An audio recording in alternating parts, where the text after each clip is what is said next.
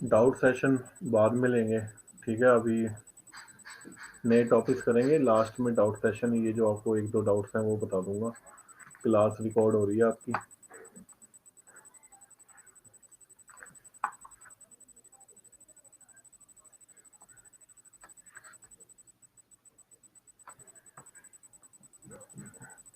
देखिए, जो सूरत स्प्लिट हुआ था वो कांग्रेस के दो सेक्शंस के बीच में हुआ था। मैंने आपको बताया कांग्रेस में दो सेक्शंस आगे थे, एक नरम दल था और एक गरम दल था। नरम दल को हम क्या कहते हैं, मॉडरेट्स, ठीक है। मॉडरेट्स के बारे में हम पढ़ चुके हैं, ठीक है। और एक्सट्रीमिस्ट जो गरम दल था, जिनके बारे में भी हम पढ़ चुके हैं, ठीक है। तो किस तरह से हमने देखा कि इन दोनों के बीच में डिफरेंसेस आ रहे थे जब बाल Gangadhar Tilak time to time moderates के खिलाफ कमेंट्स दे रहे थे, ठीक है। तो इनके बीच में डिफरेंसेस बहुत आ रहे थे। तो ये जो डिफरेंस है, सबसे पहले जब इसका झलका किस सेशन में झलका, ये 1905 के बनारस सेशन में। जो 1905 का बनारस सेशन था इंडियन नेशनल कांग्रेस का, ठीक है। सबसे पहले ये डिफरेंस जो आया वो उसमें दिखा। कैसे? जो 1905 का मॉडरेट्स और एक्सट्रीमिस्ट के बीच में हमने पहले पढ़ा भी है पिछले लेक्चर में कि डिफरेंसेस उनकी विचारधारा में आ रहे थे, ठीक है। तो सबसे पहला जो ये जो पॉइंट ऑफ व्यू आया, ठीक है, वो कहाँ पर आया? बनारस सेशन में आया। कैसे? जो 1905 का इंडियन नेशनल कांग्रेस का बनारस सेशन था, उसको गोपाल कृष्ण गोखले, ठीक है, he was the political guru of Mahatma Gandhi and Mohammad Ali Jinnah, ठीक है। तो गोपाल कृष्ण गोखले, ठीक है, उस समय ये इस सेशन के प्रेसिडेंट थे, ठीक है। तो हुआ क्या? स्वदेशी मूवमेंट, हमने आपको बताया कि स्वदेशी मूवमेंट शुरू हो चुकी थी। It was an anti partition movement against the partition of Bengal, ठीक है। तो हुआ क्या? इस सेशन में मॉडरेट्स और एक्सट्रीमिस्ट दोनों बैठे हुए थे, ठीक है। तो एक्सट्रीमिस्ट ने ये बोला कि जो हमने बाइकॉट और स्वदेशी मूवमेंट शुरू की है, बाइकॉट ऑफ फॉरेन गुड्स, ठीक है, और स्वदेशी यानी अपना बनाना, तो जो ये हमने बाइकॉट और स्वदेशी मूवमेंट शुरू की है, इसको हम बंगाल से आगे लेके जाएंगे, ठीक है। पर मॉडरेट्स जो थे वो ये चाहते थे कि नहीं, हमने एक प्रेशर टेक्निक खेलनी है बस, ठीक है। प्रेशर टेक्निक है, जस्ट हमने जो अंग्रेज हैं उन लोगों को इंटीमेशन देनी है कि ये आंदोलन बढ़ सकता है, ठीक है। उन्होंने बोला कि हम सिर्फ और सिर्फ ये बंगाल से आगे नहीं लेके जाना है, बंगाल तक ही सीमित रखना है। Just we want to create the pressure, ताकि ये लोग हमारी डिमांड मांग लें और पार्टीशन को खत्म कर दें, ठीक है। तो इन दोनों के बीच में डिफरेंसेस आने लग पड़े, ठीक है।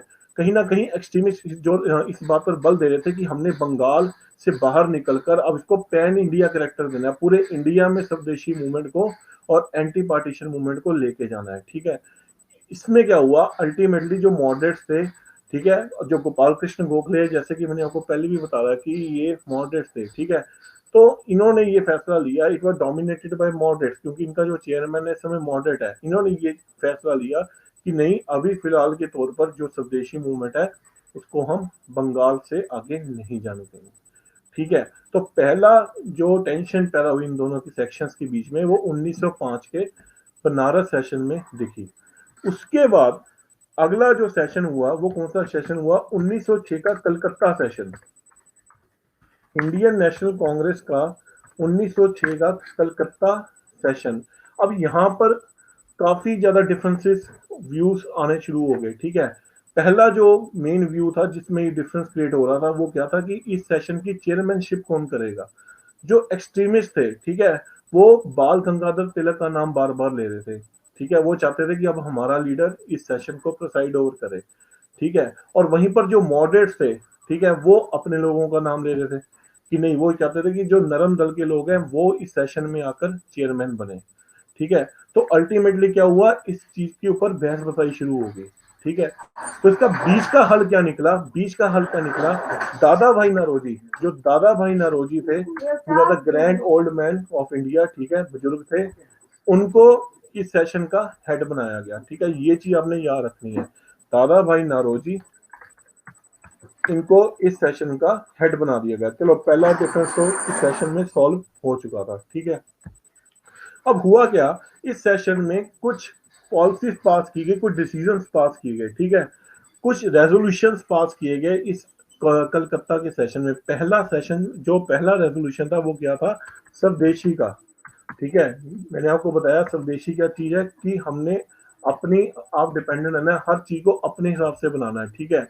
जो उसकी मैन्युफैक्चरिंग होगी वो सब भारत में होगी, जो एजुकेशन होगी वो भारतीयों की अपनी होगी, ठीक है। जब स्वदेशी आया तो दूसरा रेजोल्यूशन जो था, जैसे हमने पहले पढ़ा, वो क्या था, बॉयकॉट का, ठीक है। वो हमने पढ़ा है किस तरह से वो एंटी पार्टीशन मूवमेंट में फॉरेन गुड्स को बाइकआउट कर रहे थे, ठीक है, उनको जला रहे थे, ठीक है। तो पहले जो दो रेजोल्यूशन पास हुए, पहला कौन सा था, स्वदेशी, और दूसरा कौन सा था, बाइकआउट, ठीक है। तीसरा सबसे इंपॉर्टेंट जो रेजोल्यूशन अब पास होगा वो कौन सा था, स्वराज। स्वराज का रेजोल्यूशन पास हुआ। अब देखो मॉडरेट्स और एक्सट्रीमिस्ट में ड्युअलिटी है। मॉडरेट्स क्या कह रहे हैं कि स्वराज की डेफिनेशन को वो क्या मान रहे हैं, स्वराज को वो ये कह रहे हैं कि अंग्रेज हमारे देश के लिए जरूरी है, ठीक है, अभी देश में बहुत डेवलपमेंट बाकी है। उन्होंने बोला अंग्रेज यहाँ पर राज करें, ठीक है, पर अल्टीमेटली जो एडमिनिस्ट्रेशन है और लेजिस्लेचर है उसमें इंडियंस को ज्यादा शेयर दिया जाए, हम अपने एडमिनिस्ट्रेशन को अपने हिसाब से चलाएं। ये डेफिनेशन थी स्वराज की, मॉडरेट्स की, ठीक है। वहां पर जो एक्सट्रीमिस्ट है, ठीक है, एक्सट्रीमिस्ट स्वराज को क्या देख रहे हैं, एक्सट्रीमिस्ट कह रहे हैं it will be total complete independence, ठीक है। वो ये कहते हैं कि फॉरेन किसी चीज का भी, ठीक है, ब्रिटिशर्स का कोई फॉरेन की ताकत का इसमें दखल अंदाजी नहीं चाहिए, हमारा देश हमको लोगों को दे दो, हम अपने हिसाब से अपने देश को चलाएंगे। तो इस मुद्दे के ऊपर, स्वराज मुद्दे के ऊपर भी एक गर्मा गर्मी इन लोगों में होगी, ठीक है, कि इसका एक प्रोस्पेक्टस कैसा होना चाहिए, चाहे ये रेजोल्यूशन पास हो गया, ठीक है। चौथा रेजोल्यूशन जो पास किया गया बहुत इंपॉर्टेंट है, वो क्या था, नेशनल एजुकेशन का। क्वेश्चन कई बार आ चुका है। नेशनल एजुकेशन का जो रेजोल्यूशन था वो कब पास किया गया था, वो इस सेशन में पास किया था, कलकत्ता सेशन में, ठीक है। तो ये चार रेजोल्यूशंस पास किए गए थे, ठीक है। और अब मैंने आपको ये बात बताई है कि फिर से कंट्रोवर्सी की आ गई। पहली कंट्रोवर्सी थी कि चेयरमैन कौन बनेगा, ठीक है। तो वो मैंने आपको बताया कि दादा भाई नौरोजी को बनाकर एक बीच का रास्ता निकाल दिया, ठीक है, जिसमें एक्सट्रीमिस्ट भी रेडी थे और मॉडरेट्स भी रेडी थे, चलो वो तो कोई प्रॉब्लम नहीं है। दूसरा जो मुद्दा आया वो आया स्वराज का, ठीक है, इसमें टेंशन बरकरार थी, ठीक है। तीसरा मुद्दा फिर से वही उठ गया कि इस मूवमेंट को फिर से बंगाल से बाहर लेकर ऑल इंडिया करेक्टर देना है, ठीक है। तो एक्सट्रीमिस्ट फिर से ये बात बोलने लग पड़े, नहीं, इसमें आप एक रेजोल्यूशन और पास करो जिसमें ये बोला जाए कि नहीं, यहाँ पर ये जो मूवमेंट है इसको बंगाल से बाहर ले जाकर पैन इंडिया करेक्टर हो, पूरे भारत में, पूरे भारत में इस मूवमेंट को चलाओ ताकि इन लोगों पर प्रेशर आए, ठीक है, और ये यहाँ से निकले, ठीक है। पर अल्टीमेटली क्या हुआ, फिर मॉडरेट्स की डोमिनेंसी ज्यादा थी और ये जो रेजोल्यूशन वो पास कराना चाहते थे एक्सट्रीमिस्ट, वो रेजोल्यूशन पास नहीं हुआ, ठीक है।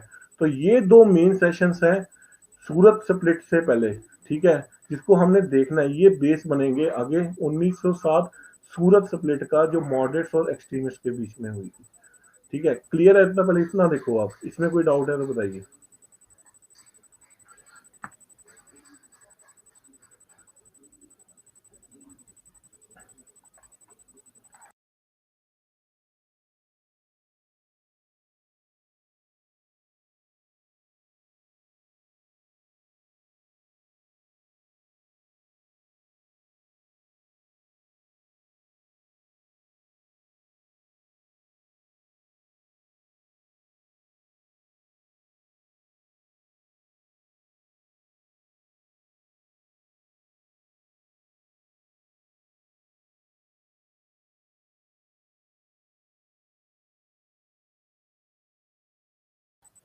फर्स्ट वाला आप क्या रिपीट करने को कह रहे हैं,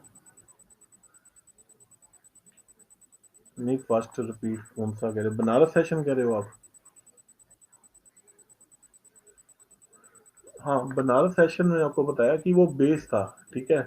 बनारस सेशन जो हुआ था, ऐसा नेम सजेस्ट बनारस में ही हुआ था, सबसे पहले इन लोगों के बीच में जो डिफरेंस था वो बनारस सेशन में आना शुरू हुआ था। बनारस सेशन जो था उसमें जो हेड बने थे गोपाल कृष्ण गोखले बने थे, ठीक है। और एक्सट्रीमिस्ट ने सबसे पहले ये डिमांड बनारस सेशन में रखी थी कि इस मूवमेंट को आप पैन इंडिया करेक्टर दो, बंगाल से भारत बाहर लेके जाओ, बाकी स्टेट्स में भी लेके जाओ इसको, ठीक है, ताकि इन लोगों पर प्रेशर बने, प्रेशर बिल्डअप होए। सिर्फ बंगाल को वो लोग इतना प्रेशर नहीं क्रिएट कर पाएगा, ठीक है। जो मॉडरेट्स नहीं मान रहे थे, मॉडरेट्स ये चाहते थे कि भैया हमने अपना काम निकलवाना है, ठीक है। ये थोड़ा कि अगर आप कल इसको ऑल इंडिया करेक्टर दे दोगे, कल इंग्लिश जो अंग्रेज लोग हैं वो हमसे नाराज भी हो सकते हैं, हो सकता है वो हमको 4-5 रिस्ट्रिक्शन हम पे और लगा दें, ठीक है। तो वो कहते थे इतना ही प्रेशर दो जितना झेल सकते हैं, ठीक है। तो अल्टीमेटली देखो ना, सरकार अंग्रेजों की है, ब्रिटिश सरकार है, उसके बाद पावर है, प्रेस्टीज है, सब कुछ है, वो पावर को यूज भी कर सकती है। तो मॉडरेट्स को कहीं ना कहीं ये बात पता थी, अगर गवर्नमेंट पावर मिस यूज करने में आ जाएगी तो वो कुछ नहीं कर पाएंगे। अल्टीमेटली भारत गुलाम है, ठीक है, सारा शासन उन लोगों के पास है, ठीक है। तो अल्टीमेटली क्या हुआ, ये बंगाल जो बनारस सेशन था, सबसे पहले जो बीच पड़ा था इन दोनों के बीच में, जो आपस में डिफरेंसेस थे, उसका बनारस सेशन में ही पड़ा था। मुद्दा क्या था कि मूवमेंट को पैन इंडिया करेक्टर कहते हैं, ठीक है, क्लियर है।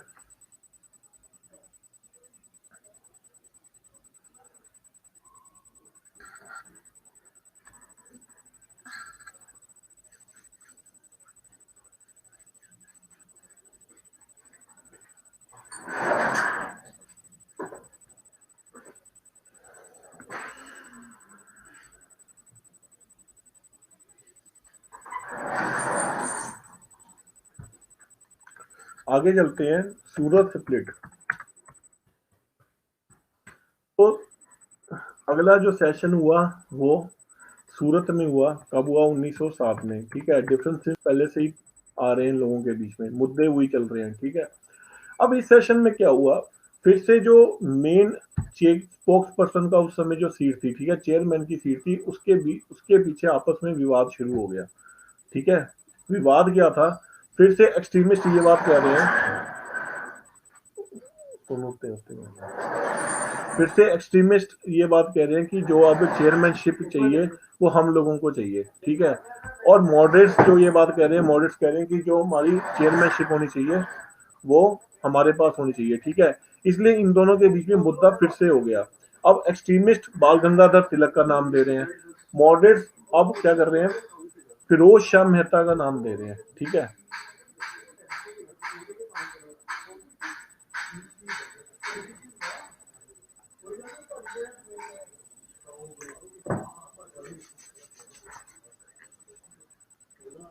ठीक है, तो ये जो प्रॉब्लम है एक्सट्रीमिस्ट की और मॉडरेट्स की regarding the chairmanship, who will be the chairman of this session, वो बरकरार थी, ठीक है। बाल गंगाधर तिलक जो थे वो बनना चाहते थे एक्सट्रीमिस्ट की ओर से, ठीक है। और जो फिरोज शाह मेहता थे उनका नाम दिया गया मॉडरेट्स की तरफ से, ठीक है। जब इस बात में आपस में एग्रीमेंट नहीं हो रहा था तो एक दूसरे मॉडरेट का नाम दिया गया, जिनका नाम क्या था, रास बिहारी बोस। उन्होंने कहा चलो आप फिरोज शाह मेहता को नहीं बनाना चाहते, कोई बात नहीं, आप रास बिहारी बोस को बना दीजिए। फिरोज शाह मेहता थोड़े कड़क स्वभाव के थे, ठीक है, मतलब जैसे कहते हैं ना वो जनरल डायर अंकल, ठीक है, किंग अंकल, किसी की बात ना सुनना, ठीक है। तो उन्होंने बोला ठीक है, अगर आपको किंग अंकल पसंद नहीं है, ठीक है, अगर वो सीधे मुंह किसी से बात नहीं करते, हम रास बिहारी बोस का नाम दे देते हैं, ठीक है, पूरी बात सुनेंगे आपका। पर नहीं, एक्सट्रीमिस्ट अड़े रहे, कह रहे बहुत हो गया, 2 सेशंस में तुम्हारी हमने मनमानी देख ली है, हमको अब जो चाहिए बाल गंगाधर तिलक चाहिए, हमारा चेयरमैन होना चाहिए भैया। और इसी बात में क्या हुआ, बहस बसाई शुरू होगी, आपस में गाली गलौज शुरू होगी वहां सेशन में, ठीक है। तो हुआ क्या, जब गाली गलौज आपस में चल रही थी तो एक किसी वहां से किसी ने जूता घुमा के मारा, और वो जूता जाके सीधा फिरोज शाह मेहता को लगा मुंह पे, किंग अंकल के मुंह पे लगा जाके। कोई पुरानी दुश्मनी होगी, ठीक है, किंग अंकल से, उसने उठा के जूता मारा, पूरा स्टिक उसके मुंह पे जाके लगा। और आप सोचो कि माहौल कितना गर्म हो गया होगा, ठीक है। फिर तो जूता गया, कुर्सियां, मेज, चप्पल चुप्पल सब कुछ चल पड़ा वहां पर, कपड़े फाड़ दिए गए, हंगामा हो गया, ठीक है, आपस में। और अल्टीमेटली क्या हुआ, टेंशन क्रिएट होगी, जिसके बाद मॉडरेट्स ने ये फैसला लिया कि हम एक्सट्रीमिस्ट को इंडियन नेशनल कांग्रेस से निकासित करते हैं, ये यहाँ रहने के लायक ही नहीं है। और एक्सट्रीमिस्ट कहते हैं हम, तुम क्या निकासित करोगे, हम खुद निकल जाएंगे, हम तुम्हारे जैसे भिखारियों की तरह रहेंगे ही नहीं। और इससे क्या हुआ, 1907 में सूरत स्प्लिट हुआ, ठीक है। इंडियन नेशनल कांग्रेस दो पार्ट्स में डिवाइड होगी, एक्सट्रीमिस्ट ने इंग्लिश इंडियन नेशनल कांग्रेस को छोड़ दिया, अब वो सिर्फ मॉडरेट्स के साथ आगे चलेगी। और सबसे बड़ी बात है, उस समय जो हेड थे भारत के गवर्नर जनरल या वाइस थे, वो कौन थे, लॉर्ड मिंटू थे, लॉर्ड मिंटू थे, ठीक है। और भारत के सेक्रेटरी जनरल कौन थे, भारत के सेक्रेटरी जनरल जो थे वो कौन थे, मॉर्ली, लॉर्ड मॉर्ली। जो उस समय वाइसरॉय थे वो लॉर्ड मिंटू थे, और सेक्रेटरी जनरल कौन थे, लॉर्ड मॉर्ली।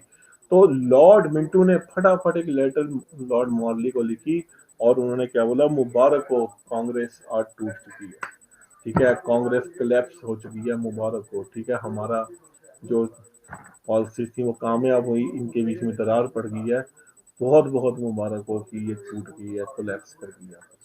ये उनके शब्द थे जब सूरत स्प्लिट हुआ। क्लियर है जी, समझ आया?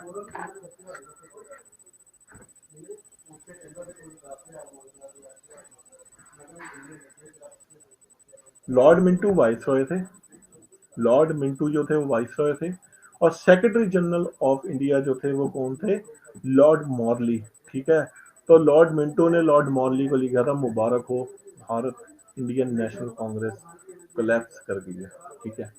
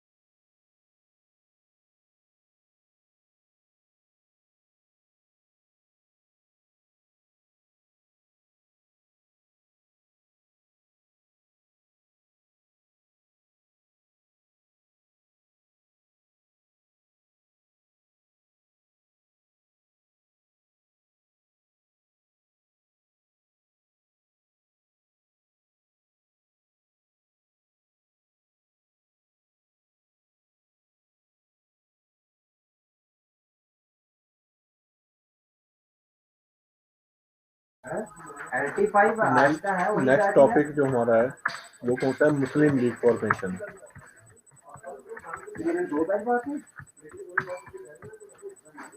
मुस्लिम लीग फॉर्मेशन।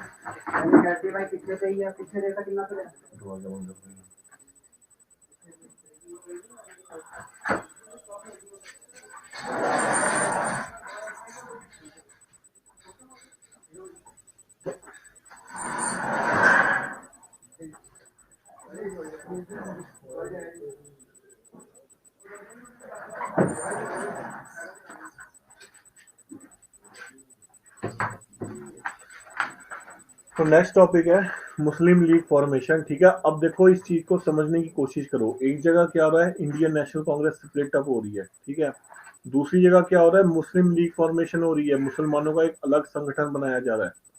मैंने आपको इंडियन नेशनल कांग्रेस में बताया था कि मेजर लोग इसमें क्या थे? हिंदूज थे। ठीक है, तो एक जगह क्या हो रहा है? इंडियन नेशनल कांग्रेस टूट रही है, दूसरी साइड मुस्लिम लीग फॉर्मेशन हो रहा है, कम्युनिज्म को बढ़ावा दिया जा रहा है। ठीक है, तो यहाँ से आप जज कर सकते हैं कि भारत में नेशनल मूवमेंट को तोड़ने के लिए क्या क्या हथकंडे अंग्रेजी सरकार द्वारा अपनाए गए। फूट कराओ राज करो नीति, पहले कांग्रेस को स्प्लिट किया, अब हिंदू मुस्लिम को स्प्लिट करने की कोशिश में है। पार्टीशन ऑफ बंगाल तो हमारे सामने एग्जांपल है ही है, बहुत बड़ा, जब उन्होंने हिंदू मुसलमानों को स्प्लिट किया था। ठीक है, अब मुसलमानों ने एसोसिएशन बनाई क्यों? ठीक है, अपनी एसोसिएशन क्यों बनाई? उनके दिमाग में ये क्या बात थी कि इंडियन नेशनल कांग्रेस हमने नहीं ज्वाइन करनी। ठीक है, हुआ क्या, मैंने आपको पहले ही बताया था कि जब मॉडर्न एजुकेशन आई, तो मैंने आपको पिछली बार ये बात बताई थी कि सबसे ज्यादा लोग जिन्होंने मॉडर्न एजुकेशन को ज्वाइन किया था वो हिंदू कम्युनिटी में से थे। मुसलमान फिर भी लैग कर रहे थे। ठीक है, बहुत कम ऐसे मुसलमान थे जिन्होंने वेस्टर्न एजुकेशन को पढ़ा या बड़े बड़े डिग्री कॉलेजेस में गए या कॉन्वेंट्स में गए। ठीक है, तो इससे क्या हुआ, जो हिंदू लोग थे, ठीक है, क्योंकि उन्होंने वेस्टर्न एजुकेशन को सबसे पहले ज्वाइन किया, ठीक है, जिससे क्या हुआ, बड़ी सर्विसेज में, ठीक है, और लेजिस्लेचर में वो लोग गए। ठीक है, इंडियन नेशनल कांग्रेस भी बनाई, उसमें बहुत कम मुसलमान ऐसे थे जो उसमें प्रेजेंट करते थे। नेचुरली अगर आपको एजुकेशन ही नहीं है तो आप क्या वहां पर जाके बोलोगे, जब आपको पता ही नहीं है किन मुद्दों को उठाओगे वहां पर जाके। उसके मुद्दों को उठाना है या प्रवक्ता बनना है, उसके लिए पढ़ाई जरूरी है। ठीक है, तो उस समय एक शख्स उठा था, मैंने आपको बताया सर सैयद अहमद खान, ठीक है, अलीगढ़ मूवमेंट मैंने आपको बताया था, जिन्होंने पहले कांग्रेस की सपोर्ट की थी, बाद में वो कांग्रेस के अगेंस्ट हो गए थे। क्यों? इसलिए अगेंस्ट हुए थे कि जब नेशनलिज्म की लहर चल रही थी, ठीक है, तो अंग्रेजों ने ये बात बोली, जैसे कि 1857 के बाद उनकी पॉलिसी थी, अगर नेशनलिज्म को कमजोर करना है तो एक ही रास्ता है कि हिंदू मुसलमानों को आपस में तोड़ो, अगर इनकी यूनिटी आपस में टूटेगी तो नेशनलिज्म कमजोर होगा। उन्होंने क्या किया, सर सैयद अहमद खान को भड़काया हिंदुओं के खिलाफ कि भैया ये देखो इंडियन नेशनल कांग्रेस में हिंदू लोग बैठे हैं, आपका तो कुछ है नहीं, जब दिन देश आजाद होएगा ये बड़े बड़े राज पदों में बैठेंगे, आप लोग सिर्फ इनके स्वीपर बन के रह जाओगे या दर्जी बन के रह जाओगे, इन बाबुओं के सूट आप लोग ही सियोगे। ठीक है ना, तो आपका कुछ नहीं हो सकता। जब सैयद अहमद खान डर गए कि भैया ये लोग डरा रहे हैं, वो तो डराएंगे, उन्होंने तो नेशनलिज्म को तोड़ना ही तोड़ना है। ठीक है, तो उन्होंने डराया, फियर पैदा किया मुसलमानों के अंदर। और सर सैयद अहमद खान वही जो इंडियन नेशनल कांग्रेस को सपोर्ट कर रहे थे, बाद में आते आते उन्होंने क्या किया, इंडियन नेशनल कांग्रेस के अगेंस्ट होने लग पड़े। और मैंने आपको ये बात भी बताई थी कि उन्होंने यूनाइटेड पेट्रियोटिक एसोसिएशन भी बनाई थी, आपको याद होगा अगर आपने पढ़ा होगा तो, यूनाइटेड पेट्रियोटिक एसोसिएशन भी उन्होंने बनाई थी। ठीक है, तो वो बेसिकली क्या हुआ, एक फियर, ठीक है, उन्होंने क्रिएट कर दिया अंग्रेजों ने मुसलमानों के दिमाग में कि भैया देख लो तुम्हारा कुछ नहीं हो सकता, तुम दास बनकर ही रहोगे। ठीक है, क्योंकि तुम्हारे पास एजुकेशन नहीं है, तुम्हारे पास मौके नहीं है। और दूसरी तरफ क्या हो रहा था, दूसरी तरफ कुछ गलतियां यहां से भी हो रही थी। हाँ सर सैयद अहमद खान ने बताया था आपको मैंने यूपीए के बारे में, राजा शिव प्रसाद जो बनारस के थे उनके साथ मिलकर उन्होंने यूनाइटेड पैट्रियोटिक एसोसिएशन बनाई थी, which was against Indian national Congress. ठीक है, दूसरा फैक्टर क्या था मुस्लिम लीग के बनने का, दूसरा सबसे बड़ा फैक्टर यह था, मैंने आपको बताया जब एक्सट्रीमिस्ट आए, ठीक है, तो बाल गंगाधर तिलक क्या कह रहे हैं, बाल गंगाधर तिलक कह रहे हैं शिवराज शिवाजी का फेस्टिवल बना रहे हैं, ठीक है, गणेश फेस्टिवल बना रहे हैं, मोहम्मद के बारे में कोई बात नहीं कर रहा। जब वो अपने ग्लोरियस पास्ट की बात कर रहे हैं, स्वामी दयानंद ग्लोरियस पास्ट की बात कर रहे हैं, तो वो क्या कर रहे हैं, वो ऋग्वेद की बात कर रहे हैं, वो वेदों की बात कर रहे हैं, वो एशियन इंडिया की बात कर रहे हैं, वो कोई अकबर की बात नहीं कर रहे। ठीक है, तो मुसलमानों के दिमाग में इस बात का भी खटका आना शुरू हो गया कि भैया अंग्रेज बात तो सही कर रहे हैं। ठीक है, अगर ये लोग हमको दरकिनार कर रहे हैं यहाँ से, ठीक है, ये हमारी बात तो कोई कर ही नहीं रहे। तो ये काफी ऐसे फैक्टर्स है, ठीक है, जिससे और ऊपर सबसे बड़ी बात शुद्धि मूवमेंट, जो मैंने आपको बताया शुद्धि मूवमेंट क्या था कि जो लोग मुसलमान और ईसाई बन चुके हैं इन लोगों के राज में, उनको वापस हिंदू धर्म में लेके आना। कम्युनल कैरेक्टर तो हम लोग भी दे रहे थे, ठीक है, बेस हम लोग तैयार कर रहे थे, डराना था उनका काम, उन्होंने डरा दिया। ठीक है, तो इससे क्या हुआ, मुसलमानों को ऐसा लगा कि इंडियन नेशनल कांग्रेस के साथ रहकर मुसलमानों का हित नहीं हो सकता। ठीक है, और मुसलमानों के लिए हित के लिए एक हमको अलग एसोसिएशन बनानी पड़ेगी जो मुसलमानों के हित के बारे में सोचे, और उस एसोसिएशन का नाम क्या दिया गया? मुस्लिम लीग। मुस्लिम लीग।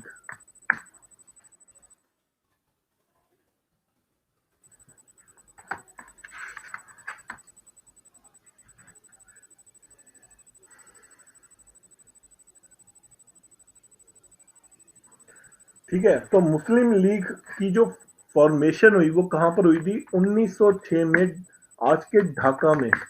जो ढाका यानी बांग्लादेश का जो एरिया है, बांग्लादेश की कैपिटल है, वहां पर इस लीग का फॉर्मेशन हुआ था। और इस लीग को किन किन लोगों ने फाउंड किया था? पहले फाउंडिंग मेंबर कौन थे? ख्वाजा सलीमुल्लाह। ख्वाजा सलीमुल्लाह, ठीक है। ख्वाजा सलीमुल्लाह जो थे, he was basically the founding member of Muslim league, ठीक है। और ये ढाका के नवाब भी थे, ठीक है, ये चीज याद रखना, ये ढाका के नवाब थे उस समय, ख्वाजा सलीमुल्लाह, ठीक है, पहला। दूसरा नाम विकार उल मुल्क। विकार उल मुल्क। विकार उल मुल्क। तीसरा नाम आगा खान। आगा खान। चौथा नाम सैयद अमीर अली। सैयद अमीर अली। और सबसे इंपॉर्टेंट नाम मुस्तफा चौधरी। तो इन लोगों ने मिलकर एक लीग बनाई, ठीक है, जिसका नाम क्या था? मुस्लिम लीग। और ऐसा माना जा रहा है कि इस मुस्लिम लीग को फॉर्मेशन करने के लिए हेल्प किसने की थी? लॉर्ड मिंटो ने। Very important question, very important question. Lord Minto ने हेल्प की थी। हुई was the viceroy at that time. देखो, कनेक्शन करो, इंटरलिंक करो। जब सूरज स्प्लिट हो रहा है तो लॉर्ड मिंटो मुबारकबाद दे रहा है कि कांग्रेस कोलैप्स होगी, और दूसरी तरफ लॉर्ड मिंटो क्या कर रहा है? मुस्लिम लीग की फॉर्मेशन करा रहा है। देखो कैसे नेशनलिज्म को माइंड गेम कर कर वो वीक करने की कोशिश कर रहे हैं।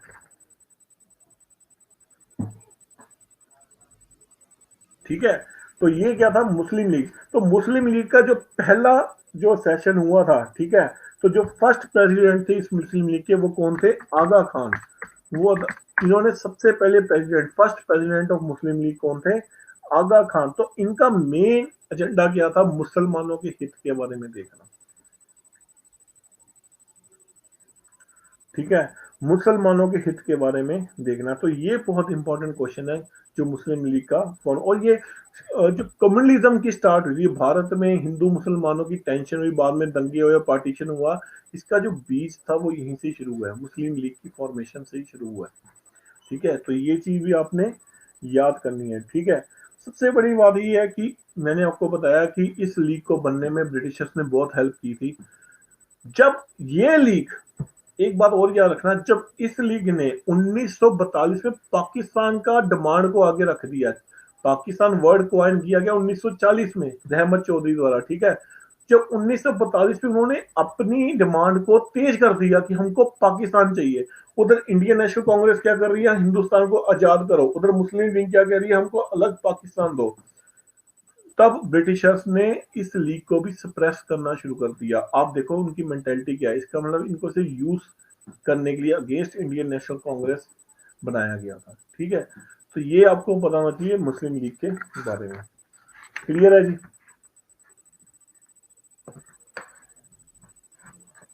देखिए इसको, 2 मिनट को देखिए, फिर हम आगे चलते हैं। भारत में उग्रवाद, ठीक है, उग्रवाद वर्ड गलत है, ठीक है, भारत में रेवोल्यूशनरी मूवमेंट।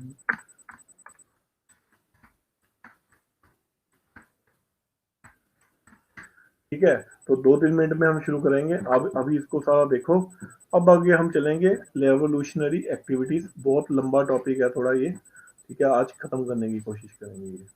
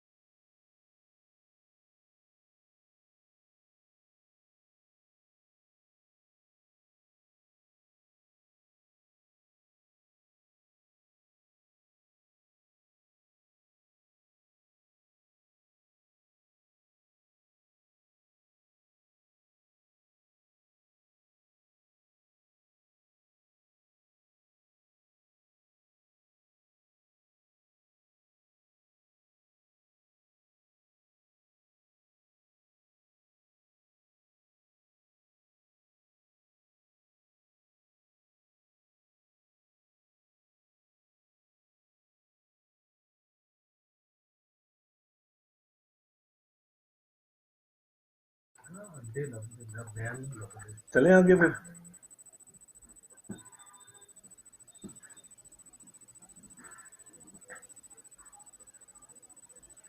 तो रेवोल्यूशनरी उग्र दल, ठीक है, एक थे, उग्रवाद नहीं कहूंगा मैं, उग्र दल, ठीक है। तो एक कौन थे, नरम दल, एक कौन थे, गरम दल, और तीसरे कौन थे, उग्र दल, ठीक है। नरम दल का ये मानना था पटिशन दो, ठीक है, उनके आगे हाथ जोड़ो, उनको समझाओ, उनकी ब्रिटिश की सेंस ऑफ जस्टिस बहुत अच्छी है, ठीक है, बस आपको उनको समझाना चाहिए, उनके सामने प्रॉब्लम रखोगे तो बात कंप्लीट हो जाएगी, वो आपकी बात मानेंगे। एक्सट्रीमिस्ट क्या कहते थे कि नहीं भैया, ये लातों के भूत बातों से नहीं मानेंगे, ठीक है, इनके ऊपर आगे बातें रखने की कोई जरूरत नहीं है, सिर्फ डंडा चलाओ इन पे, ठीक है। और भारत में एक तीसरा सेक्शन आया जिसका नाम क्या था, रेवोल्यूशनरीज, ठीक है। रेवोल्यूशनरीज का क्या मानना था, ना डंडे से ना हाथ जोड़कर, अब बंदूक की बात करो, ठीक है, अब कम बंदूक की बात करो, ये बंदूक की बात समझेंगे, ठीक है, ये लातों के भूत नहीं है, ये बहुत बिगड़े हुए भूत है, ठीक है। तो इनके ऊपर एक टेरर क्रिएट करो। मॉडरेट्स क्या कह रहे हैं, देखो, गरम नरम दल क्या कह रहा है, पिटिशंस, प्यार से मनाओ। गरम दल क्या कह रहा है, नहीं डंडे से मनाओ। और रेवोल्यूशनरी क्या कह रहे हैं, नहीं मार दो। जब आप इनके 4-5 आदमियों को मारोगे तो नेचुरली इन लोगों पे टेरर होगा, तो वो यहाँ से जाएंगे। देखो, मैं आपको दोबारा ये बात बता रहा हूँ, आज के समय में अगर कोई आपको बोले कि कश्मीर में जाओ घूमने, चलो, आपके दिमाग में टेरर है कि वहां पर जाएंगे, आए दिन वहां पर वारदात होती है, ठीक है, यही टेरर क्रिएट करता है पाकिस्तान, ताकि यहाँ पर बाहरला कोई आदमी आए ही ना, ठीक है, और उनकी मूवमेंट वहां पर स्ट्रांग रहे, ठीक है। तो इनका भी फिलॉसफी ऐसी थी कि एक टेरर क्रिएट कर लो, ठीक है, जिससे 3-4 लोगों, बड़े बड़े ऑफिसर्स को आप मारोगे तो नेचुरली ये लोग, आम जो अंग्रेज लोग हैं, ठीक है, जनरल जो यहाँ पर लोग बैठे हैं, उनके दिमाग में ये बात आएगी, जब बड़े बड़े ऑफिसर सेफ नहीं है, बड़े बड़े वाइस वाइसरॉय सेफ नहीं है, तो हम कहाँ से सेफ हो जाएंगे। और नेचुरली अल्टीमेटली क्या होगा, वो लोग यहाँ से पलायन करना शुरू कर देंगे, जैसे कश्मीरी पंडित चले गए थे वहां से, ठीक है। तो ये फिलॉसफी चल रही थी, ठीक है। तो इसको, इस मूवमेंट थर्ड फेज को हम क्या कहते हैं, रेवोल्यूशनरी मूवमेंट, ठीक है। रेवोल्यूशनरी मूवमेंट आने का सबसे जो बड़ा कारण था वो क्या था, देखिए छोटी बात है, सबसे बड़ा कारण ये था, एक जगह मॉडरेट्स भी फेल हो रहे हैं, मॉडरेट्स की नहीं सुनी जा रही, एक्सट्रीमिस्ट फेल हो गए, मैंने आपको बताया कैसे बाल गंगाधर तिलक को उठाकर अंदर कर दिया, एक्सट्रीमिस्ट को उन्होंने मारना शुरू कर दिया, उनको जेलों में डालना शुरू कर दिया, स्वदेशी मूवमेंट को खत्म कर दिया उन लोगों ने। तो अब रह कौन गया था, एक वॉइड क्रिएट हो गया था, एक लीडरलेस वॉइड क्रिएट हो गया था, ठीक है। मॉडरेट्स जो है वो अपने हिसाब से चल रहे हैं, ठीक है, वो लड़ना नहीं चाहते, एक्सट्रीम में जो लड़ना चाहते थे उनको आपने अंदर बंद कर दिया है। तो एक पॉलिटिकल डेडलॉक सा क्रिएट हो गया, उसको किसने फिल किया, रेवोल्यूशनरी से, ठीक है।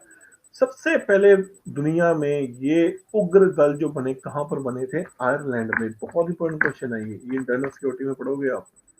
आयरलैंड में सबसे पहले ये उग्र दल बने थे, जिन्होंने क्या किया, वहां से अंग्रेजी हुकूमत को बाहर निकाल दिया, ठीक है, अंग्रेजी हुकूमत को बाहर निकाल दिया। तो ये बहुत बड़ा एग्जाम्पल सेट हो गया यहाँ के जो रेवोल्यूशनरी थे उन लोगों पर कि वाह, ये तो बहुत मजेदार चीज है, अगर आप ऐसे टेरर से अगर ये लोग बाहर निकल जाए तो बहुत बढ़िया चीज, ठीक है। तो अब जो नया स्टार्ट होगा वो कौन सा होगा, उग्रदल, ठीक है। समझ आ गया आपको, ये पहले ये बताइए।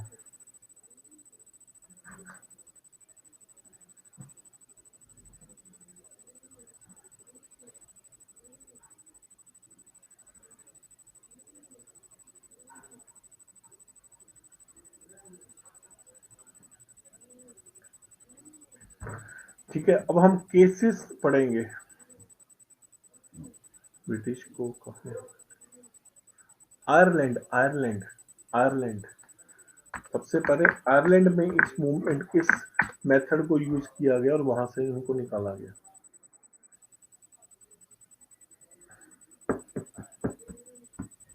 क्लियर है जी, चलें आगे। तो सबसे पहले जो इंसिडेंस आया वो कौन सा था, चापेकर ब्रदर्स का, ठीक है, दोबारा बता देता हूँ आपको मैं, चापेकर ब्रदर्स के बारे में बताया था मैंने। 1897 की बात है कि पुणे में बहुत बड़ी प्लेग फैल गई, ठीक है। प्लेग आपको पता है, रेड फ्लिया से, चूहों से ये बीमारी फैलती है, वायरल डिसीज है, ठीक है, बायोलॉजी में पढ़ा होगा आपने, बहुत डेडली डिसीज है। आज भी ये डेडली है, उस समय मेडिसिन ही नहीं थी कोई, ठीक है, तब तो कितनी डेडली हो गई है। ठीक है, तो प्लेग फैल गई। तो उस समय क्या हुआ, पुणे जो गढ़ था, मैंने आपको बताया वो किनका था, एक्सट्रीमिस्ट का था। बाल गंगाधर तिलक का जो मेन गढ़ था वो पुणे था। तो बाल गंगाधर तिलक, पूना सार्वजनिक सभा, इन लोगों ने बहुत काम किया लोगों को प्लेग से बाहर निकालने के, लोगों को हेल्प करने के लिए, रिलीफ पहुंचाने के लिए। और इनको देख देखकर ब्रिटिश हुकूमत को भी थोड़ी वो शर्म आ गई और उन्होंने बोला चलो खाना पूर्ति के लिए, ऊपर से पोचा पोड़ने के लिए हम अपनी एक कमेटी बना लेते हैं। उन्होंने एक कमेटी बनाई। हाँ, पुणे में फैली थी, ये मैंने आपको पिछली बार ही बताया था। आई थिंक आप पढ़ते नहीं हो घर जाके। ठीक है, पुणे में फैली थी। ठीक है, तो उन्होंने एक कमेटी बनाई। ठीक है, तो उस कमेटी के जो बेसिकली हेड थे, ठीक है, वो कौन थे, मैंने आपको पहले ही बताया था, रैंड, जनरल रैंड।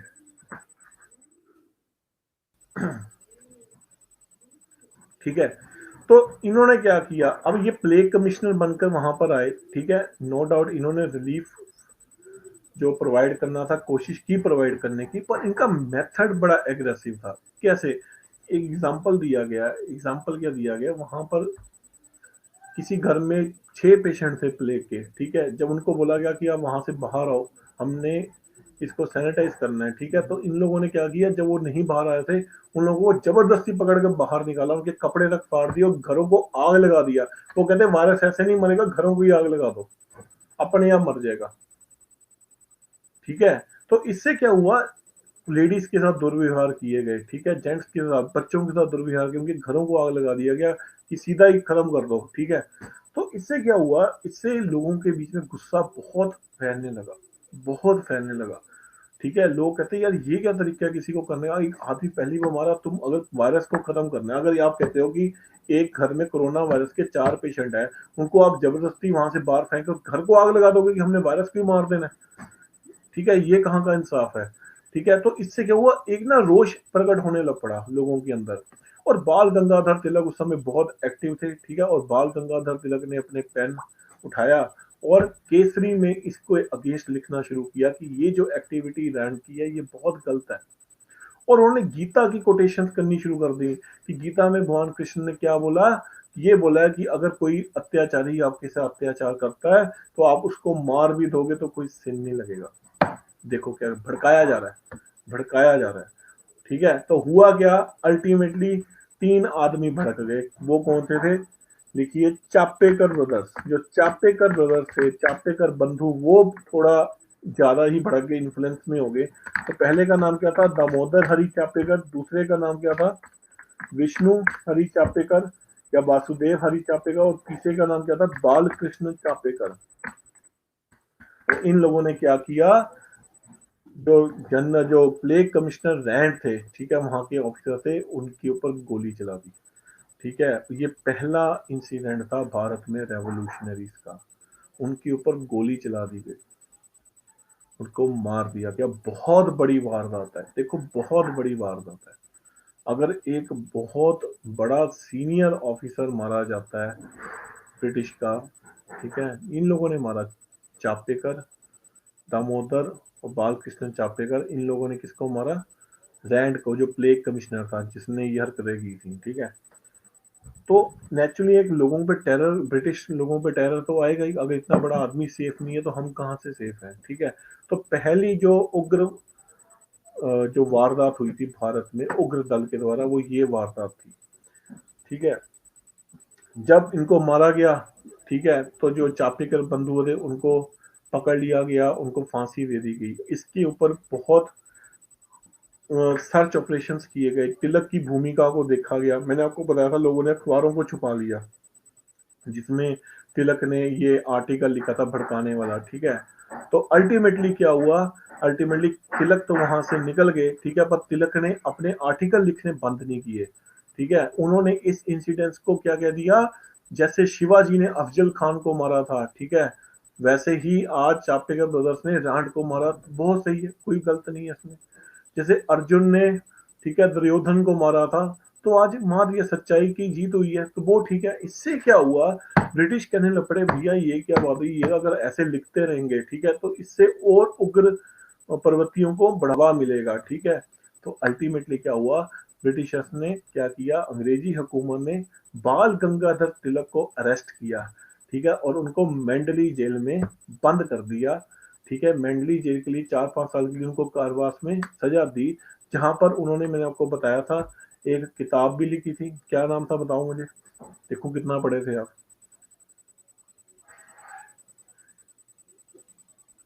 नहीं, गीता के लिए नहीं थी, गीता रहस्य, गीता रहस्य, यस, उन्होंने गीता रहस्य भी लिखी थी, ठीक है। और सर वैलेंटाइन चर्चिल जो थे, उन्होंने तिलक को क्या नाम दिया था, father of Indian unrest, father of Indian unrest. Clear है जी, देखो इसको जरा।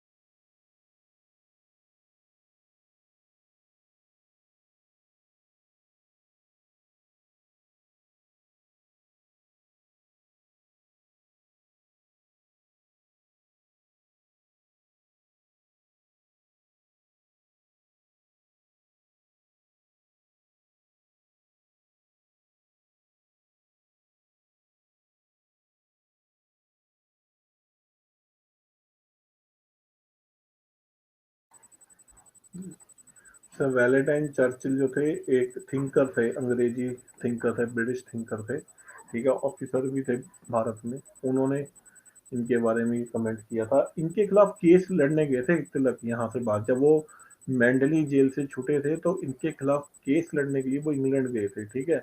तो ये 4-5-6 साल के लिए वो बिजी रहे, इंग्लैंड में रहे, यहाँ से आउट रहे। जब वो वापस आए भारत में तो उन्होंने एनी बेसेंट के साथ होम रूल लीग शुरू किया था। ये बातें मैं आपको बाद में बताऊंगा जब हम होम रूल लीग के बारे में पढ़ेंगे। आप अभी इतना याद रखिए कि ब्रिटिश थिंकर थे, ऑफिसर थे, जिन्होंने, वैलेंटाइन चर्चिल ने इनको बोला था the father of Indian unrest. चलें आगे चलें सर। नेक्स्ट केस है जी, अलीपुर बम केस, अलीपुर बम केस, अलीपुर बम case.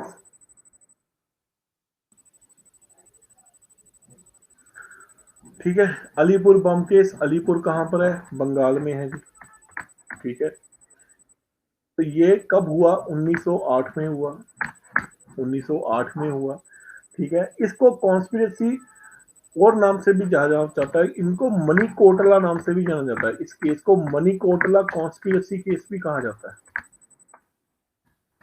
Alipur conspiracy case, Alipur बम केस या मनी कोटला कॉन्स्पिरेसी केस, एक ही चीज है, एक ही चीज है। क्या चीज थी ये, देखिए, नहीं बंगाल था, वो गलती से कल टाइप हो गया, बंगाल, बंगाल में ये हुआ था, ठीक है। इसको मनी कोटला कॉन्स्पिरेसी केस भी कहा जाता है, अलीपुर बम केस भी कहा जाता है, ठीक है। चलें जी आगे चलें। तो हुआ क्या, वहां पर उस समय वहां पर जो डिप्टी कमिश्नर थे, ठीक है, अलीपुर के, उनका नाम क्या रहा, लिखिए, किंग्सफोर्ड। किंग्सफोर्ड बहुत ही अनपॉपुलर किस्म का आदमी था, वहां का डीसी था अलीपुर का, ठीक है, डिप्टी कमिश्नर था, ठीक है, और सीनियर ऑफिशियल था, बहुत ही अनपॉपुलर था, लोगों के साथ बहुत ज्यादती करता था वो, ठीक है, हिंदुओं को तो पसंद नहीं करता था, ठीक है, हिंदुओं को बेफजूल में मारना, ठीक है, उनको कुत्तों की जगह संज्ञा देनी, ठीक है, उन पे टिप्पणियां करनियां, ठीक है, उन पे बेफजूल लोगों को अंदर कर देना, ठीक है, तो उसके जो एक्ट्स थे ना, वो बहुत भारतीयों के खिलाफ जाते जा रहे थे, ठीक है। तो देखो, शुरू हो चुका है ना, उग्र दल शुरू हो चुका है, ठीक है। तो एक कॉन्स्पिरेसी रची गई, क्या कॉन्स्पिरेसी थी कि किंग्सफोर्ड को मारना है, ठीक है, इन लोगों को मारना है, ड्रा कर यहाँ से निकालना है। तो इस कॉन्स्पिरेसी को क्या बोला गया, अलीपुर कॉन्स्पिरेसी केस, ठीक है, मनी कोटला कॉन्स्पिरेसी केस। हुआ क्या, दो ब्रदर्स को अपॉइंट किया गया, ठीक है। लिखिए, पहले ब्रदर का नाम क्या था, प्रफुल्ल चाकी, प्रफुल्ल चाकी, और उसके दूसरे भाई का नाम क्या था, खुदीराम बोस, खुदीराम बोस। तो ये दो रेवोल्यूशनरीज को अपॉइंट किया गया, ठीक है। इनको बोला गया कि आपको हम ये काम देते हैं कि इसकी हत्या करो आप, ठीक है। तो हुआ क्या, जो किंग्सफोर्ड था उसकी ना एक रेकी की गई, ठीक है। जब भी कोई ऐसी एक्टिविटी को, आप इंटरनल सिक्योरिटी जब आप पढ़ेंगे, ठीक है, उसमें आप पढ़ेंगे, जब भी ऐसी कोई एक्टिविटी को अंजाम देना होता है, ये नहीं होता कि भैया कोई बंदा आ रहा है तो सीधा जाके वहां पर फेंकना ही है, ऐसा नहीं होता कभी भी, ठीक है। ये कोई टमाटर अंडा थोड़ा कि वहां पर कोई मंत्री बोला फेंको उसके ऊपर टमाटर अंडा, ऐसे नहीं होता, ठीक है। प्रॉपर केस है ये, ठीक है। किसी की जान लेनी है आपने, किसी में दहशत फैलानी है आपने, तो उसकी ना, जब भी कोई टेररिस्ट अटैक होता है, इंटरनल सिक्योरिटी में आप पढ़ेंगे, उसकी पहले रेकी होती है, हफ्ता, महीना, 2 महीना। अगर मुंबई में भी अटैक हुए थे तो वहां पहले रेकी की गई थी, ठीक है। तो उसकी पहले प्रॉपर रेकी की गई, इनके पैसेज को देखा गया, ठीक है, कि कहाँ से आ रहे हैं, कहाँ से जा रहे हैं, यस। तो अल्टीमेटली उन्होंने क्या देखा कि जो किंग्सफोर्ड है, अपने ऑफिस से जब जाता है तो क्या होता है, वो एक कैरेज में जाता है, बग्गी में जाता है, ठीक है। पूरा देखा गया, उसके साथ एक गार्ड होता है, ठीक है, और वहां पर एक घोड़ा चला रहा होता है, बग्गी चला रही थी, आसपास कोई नहीं होता उसके, ठीक है। तो उन्होंने ये बनाया, एक दिन को फिक्स कर लिया गया कि अब ये रात को यहाँ से निकलेगा, ठीक है। सर्दियों के दिन में हमने अटैक करना है, अंधेरा जल्दी हो जाएगा, धुंध होगी, ठीक है, और हम लोग क्या करेंगे, उसके ऊपर बम फेंकेंगे, ठीक है। तो पूरी रेकी के साथ इन दोनों को ये दिया गया, ठीक है। काम पर हुआ क्या कि किंग्सफोर्ड की किस्मत अच्छी थी कि जिस दिन ये होना था, जिस दिन ये करना था, उस दिन उस बग्गी में किंग्सफोर्ड नहीं था, उसकी वाइफ थी और साथ में उसकी बहन थी, दो लेडीज थी उसमें, और एक बच्चा था। उस दिन वो किंग्सफोर्ड नहीं आया, किंग्सफोर्ड को ऑफिस में काम पड़ गया, और उसकी बग्गी को लेकर उसकी वाइफ, उसकी बहन और एक बच्चा वो मार्केट में घूमने जा रहे थे, ठीक है, कुछ सामान लेने जा रहे थे। तो अब इन लोगों को तो गलती लगी, इन्होंने तो ये सोचा कि भैया किंग्सफोर्ड है, इन लोगों ने क्या किया, वो उसके ऊपर बम फेंक दिया, जिसमें वो बच्चा भी मरा, दो औरतें भी मर गई, और वो बग्गी वाला भी मर गया, ठीक है, जिससे बहुत बड़ी दहशत फैल गई बंगाल में, ठीक है। तो नेचुरली है, तो गवर्नमेंट तो एक्ट करेगी करेगी, ठीक है। जब गवर्नमेंट ने एक्ट किया तो 2 दिन के अंदर इन दोनों को पकड़ लिया, प्रफुल्ल चाकी और खुदीराम बोस। इन लोगों ने काफियों के नाम बताए, पूरी प्लानिंग बताई, जिसके बारे में अभी आपको मैं बताऊंगा, ठीक है। तो खुदीराम बोस जो थे उनको फांसी दे दी गई, और जो प्रफुल्ल चाके थे उन्होंने सुसाइड कर लिया था, गन चला ली थी अपने गन पॉइंट में रखकर, ठीक है, उन्होंने सुसाइड कर लिया था, और खुदीराम बोस को फांसी दे दी गई, ठीक है। तो ये जो काम हुआ, ठीक है, तो ये जो कांड हुआ था वो कहां पर हुआ था, मुजफ्फरपुर में हुआ था, मुजफ्फरपुर में, ठीक है। कॉन्स्पिरेसी जो इसकी रची गई थी वो अलीपुर में रची गई थी, जो इसका ये इंसिडेंट हुआ था, बम फेंका गया था, वो मुजफ्फरपुर में फेंका गया था, ठीक है। अब अलीपुर कॉन्स्पिरेसी का नाम कैसे आया, इन दो, जब पुलिस ने इसके ऊपर तहकीकात की तो पता लगा कि अलीपुर जो बंगाल का है, वहां पर ये कॉन्स्पिरेसी रची गई, इस प्लान को वहां पर रचा गया, और वहां पर सबसे पहला जो नाम आया वो किनका नाम आया, अरबिंदु घोष, और बिंदु घोष, वेरी इंपॉर्टेंट क्वेश्चन, और बिंदु घोष, ठीक है, और बिंदु घोष, और उनके भाई जिनका नाम क्या था, बरिंदर कुमार घोष, बरिंदर कुमार घोष, और बिंदु घोष और बरिंदर कुमार घोष, इन दोनों का नाम आया जब पुलिस ने यहाँ पर रेड डाली, ठीक है। ऐसा बोला गया था कि इस प्लानिंग को भी एग्जीक्यूट इन दोनों ने किया है, साथ ही साथ जो बम बना था, जो बम बने थे, जो फेंका गया था, वो भी इन दोनों के द्वारा अपने घर में एक लैब में बनाया गया था।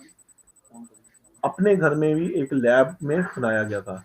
जब इन दोनों को ये बात पता लगी कि भैया वो तो पकड़े गए हैं, तो इन लोगों ने क्या किया, सारे सबूतों को मिटा दिया। जब अंग्रेजी सोल्जर्स ने अलीपुर में, देखो ना, अलीपुर में अरबिंदु घोष का घर है, वहां पर ये प्लानिंग हुई थी, वहां पर ही वो बम बनाया गया था। ठीक है, इसलिए इसको अलीपुर कॉन्स्पिरेसी केस कहते हैं। फेंका कहां पर गया था, मुजफ्फरनगर में, सॉरी मुजफ्फरपुर में फेंका गया था। तो जब गवर्नमेंट ने इनके घर में रेड की तो उनको सबूत नहीं मिले, इन्होंने सबूत मिटा दिए थे। इन दोनों की अरेस्ट जरूर हुई थी, पर बाद में इन दोनों को छोड़ दिया गया था, क्योंकि इनके खिलाफ कोई पुख्ता सबूत नहीं मिल रहे थे, इन लोगों ने सबूतों को मिटा दिया था। ठीक है, तो ये क्या था, अल्टीमेटली अरबिंदु घोष और बरिंदर कुमार घोष को छोड़ दिया गया कारावास में डालकर। जिसके बाद अरबिंदु घोष जो थे, उन्होंने रेवोल्यूशनरी जो था इस बात को छोड़ दिया, और अपना जो आखिरी जो टाइम था उन्होंने कहां पर बिताया, पौंडीचेरी में। पौंडीचेरी में, तो पौंडीचेरी में एक आश्रम में उन्होंने एक संत जीवन जीकर अपना बाकी जीवन बिताया था, और उन्होंने अपना ये छोड़ दिया था। ये बात क्लियर है जी?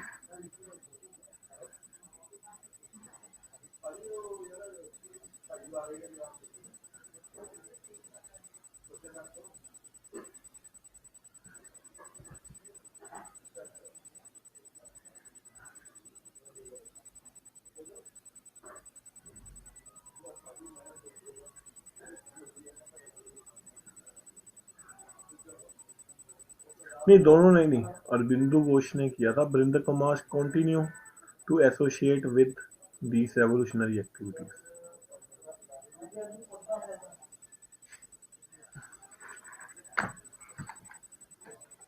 देखिए इसको, फिर हम आगे चलेंगे, अनुशीलन समिति के बारे में पढ़ेंगे। अनुशीलन समिति अगला जो हमारा टॉपिक है, अनुशीलन समिति and Howrah bomb case. Howrah bomb case, Pondicherry में अरबिंदु घोष।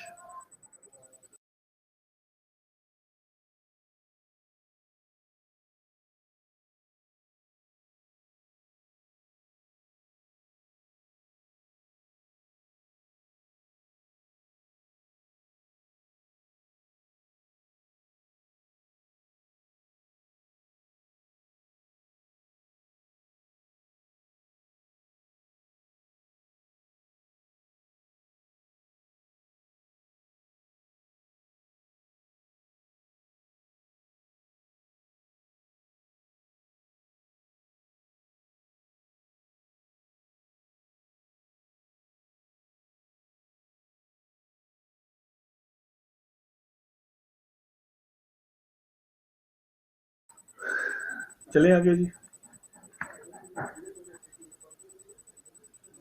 तो अनुशीलन समिति की फॉर्मेशन कब हुई थी, 1902 में हुई थी। 1902 में इस समिति को बनाया गया था। कहां पर बनाया गया था, कलकत्ता में बनाया गया था। ये चीज याद रखना, ठीक है। किसने बनाया था, लिखिए नाम उसका, परमात मित्रा।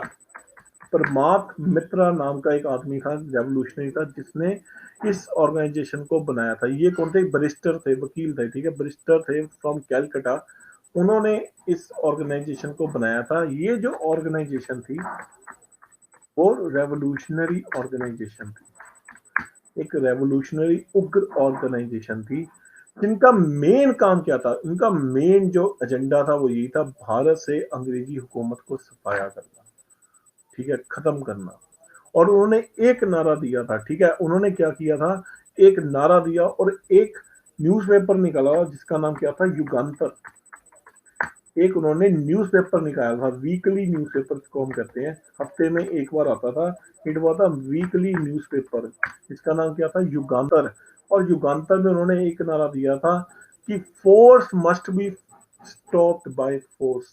ताकत को ताकत से ही रोका जा सकता है, हाथ जोड़ने से, डंडा दिखाने से, भीख मांगने से नहीं रुकाता। ताकत को ताकत से ही रोका जा सकता है। तो ठीक है, आप यहाँ से सोच सकते हैं ये कितनी गर्म एक्टिविटी थी इन लोगों की, ठीक है। तो इस एसोसिएशन के साथ और कौन कौन से लोग जुड़े हुए थे? पहला, अरबिंदो घोष, हम पढ़ चुके हैं पिछले केस में कैसी विचारधारा चल रही थी उनकी। अरबिंदो घोष पहले। दूसरे कौन थे?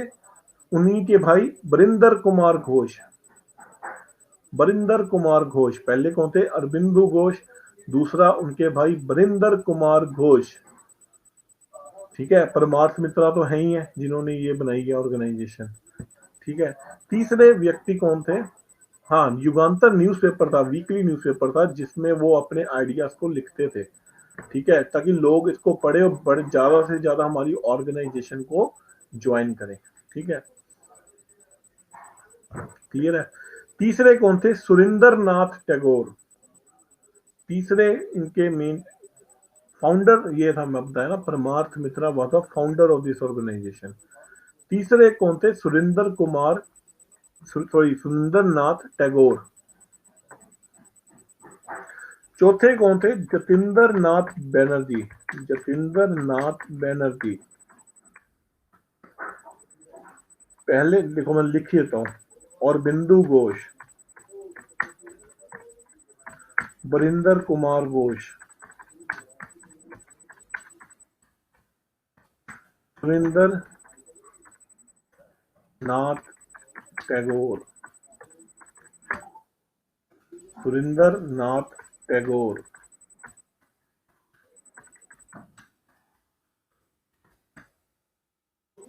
ठीक है। अगला लिखिए, बाघा जतिन।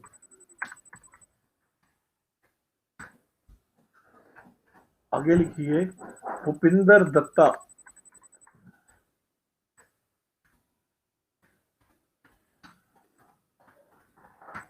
तो ये लोग कौन थे? को फाउंडर मेंबर थे इस एसोसिएशन। क्लियर है जी? इतना देखो, इसको लिखो जरा।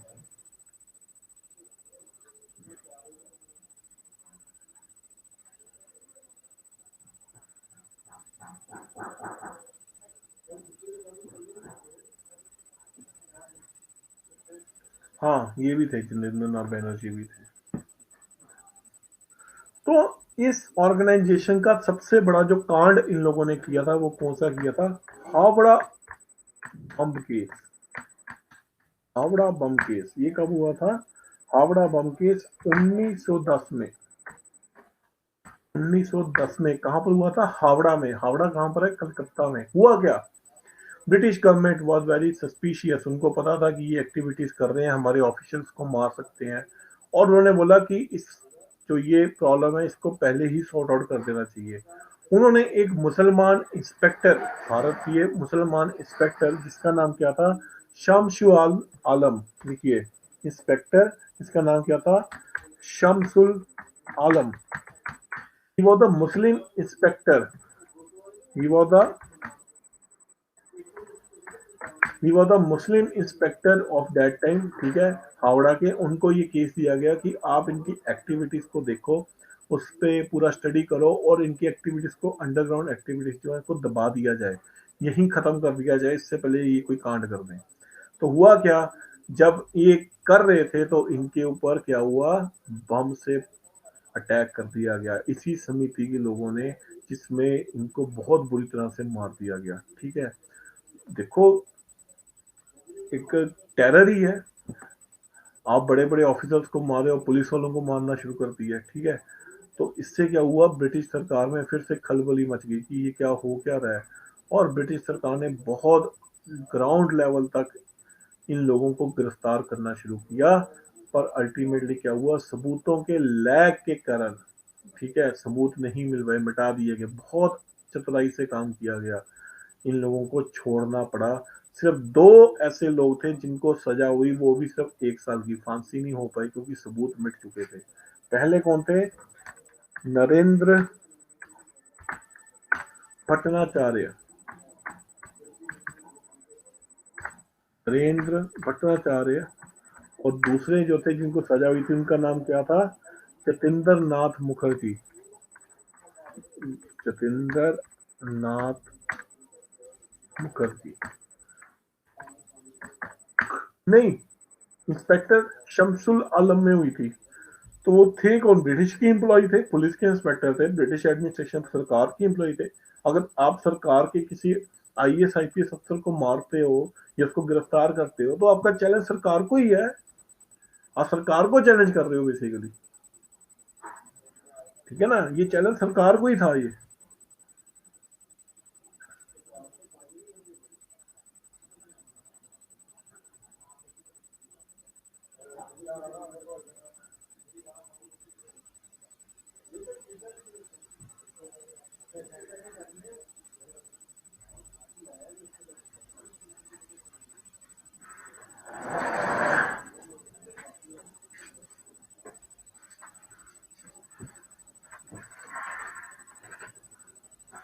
क्लियर है जी?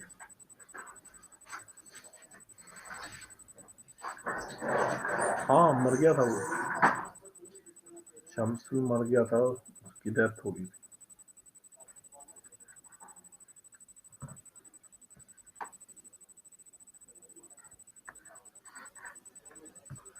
हाँ, सजा हुई थी दोनों को 1 साल की बस। यस, 1 साल।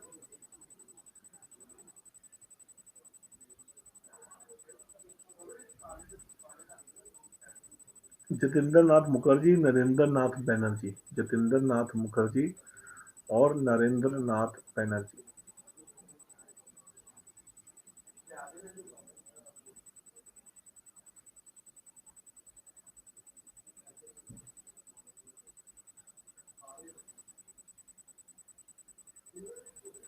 अगला देखिए जी, दिल्ली कॉन्स्पिरेसी केस।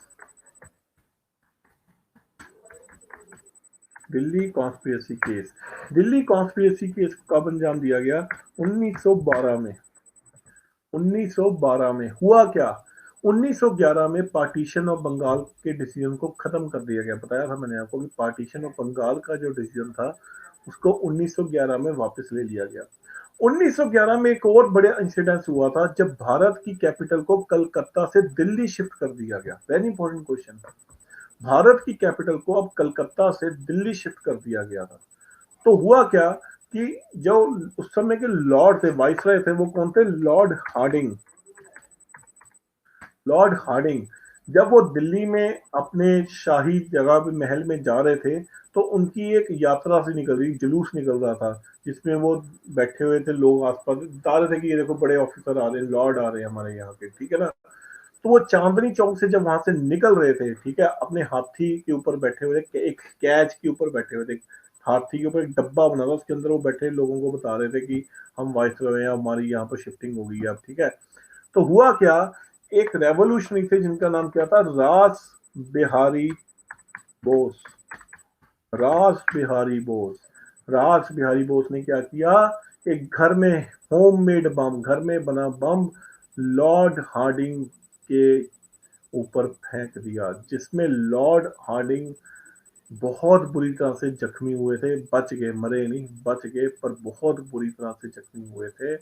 इसको क्या बोला गया? Delhi conspiracy case. चांदनी चौक में फेंका था ये, ठीक है। जिसके बाद रास बिहारी बोस जो थे वो भारत से बाहर भाग गए। रास बिहारी बोस जो थे वो बाहर भाग गए थे, भारत को छोड़ गए थे, ठीक है। बाद में उन्होंने क्या किया? बाद में वो कहां पर चले गए? San Francisco. यहाँ से भाग के वो कहां पर चले गए? सैन फ्रांसिस्को, जहां पर उन्होंने गदर मूवमेंट को ज्वाइन किया। They join Ghadar movement. यहाँ पर उन्होंने गदर मूवमेंट को ज्वाइन किया,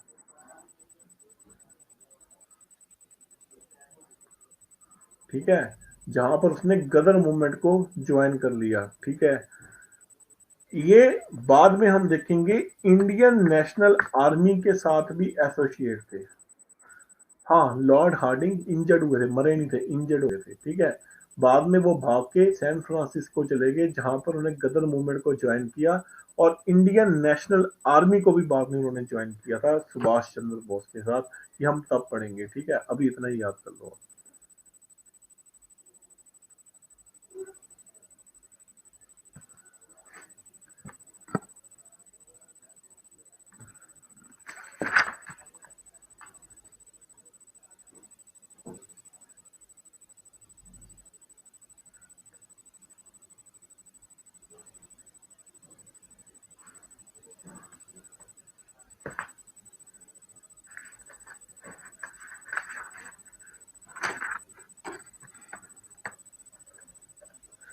अगला जो केस था वो कौन सा था? Curzon Wyllie, Curzon Wyllie assassination, Curzon Wyllie assassination, ठीक है, जो कब हुआ था? 1909 में। कर्जन विली असैसिनेशन जो कब हुआ था? 1909 में। कर्जन विली लॉर्ड कर्जन नहीं है, एक दूसरे ऑफिसर है कर्जन विली, ठीक है। हुआ क्या, कर्जन विली एक ऑफिसर थे, भारत में रहे और भारत में उन्होंने बहुत अत्याचार किया भैया। पंजाब में थे, उन्होंने बहुत लोगों को बेफजूल मारा, ठीक है, औरतों को उठा के ले गया, ठीक है। इससे क्या हुआ, लोगों के दिमाग में ना एक गुस्सा था उसके खिलाफ। अब देखो पंजाब में उस समय मूवमेंट ये नहीं थी, गौर करो इस बात को। वो इस समय जो रेवोल्यूशनरी मूवमेंट चल रही है वो बंगाल में और महाराष्ट्र में चल रही है, ठीक है। कर्जन विली पंजाब में बैठा है, पंजाब में अभी रेवोल्यूशनरी मूवमेंट नहीं है, पर वहां के जो जवान थे उनको बहुत गुस्सा आ रहा था इस बंदे को। उन्होंने बहुत कोशिश की इसको मारने को, मार नहीं पाए इसको, ठीक है। ये बहुत अत्याचारी ऑफिसर था, बहुत अत्याचारी आदमी था, ठीक है। तो जब कर्जन विली जो था उसका टेन्योर खत्म हुआ, ठीक है, तो वो कहां पर चला गया? वो वापस अपने इंग्लैंड चला गया, ठीक है, इंग्लैंड में चला गया। तो पंजाब का एक गबरू जवान था जिसका नाम क्या था, लिखिए, मदन लाल ढींगरा, मदन लाल ढींगरा। मदन लाल ढींगरा कहां पर गए? मदन लाल ढींगरा लंदन में गए बदला लेने के लिए, इसको मारने के लिए, ठीक है, लंदन में। उस समय लंदन में एक ऑर्गेनाइजेशन, सीक्रेट रेवोल्यूशनरी ऑर्गेनाइजेशन भारतीय द्वारा चलाई जा रही थी, जिसका नाम क्या था? India house. लंदन में ये ऑर्गेनाइजेशन चलाई जा रही थी, India House, a secret revolutionary organisation. Even कि ये लोग क्या करते थे, जो भारतीय लोग होते थे, लड़के, जवान लड़के होते थे, उनको रेवोल्यूशनरी एक्टिविटीज में ट्रेन भी करते थे और उनको सर्टिफिकेट तक देते थे। नहीं, ये लोग ऑर्गेनाइजेशन के मेंबर्स थे, इन सबों ने मिलकर प्लानिंग बनाई थी इस केस की, हावड़ा केस की,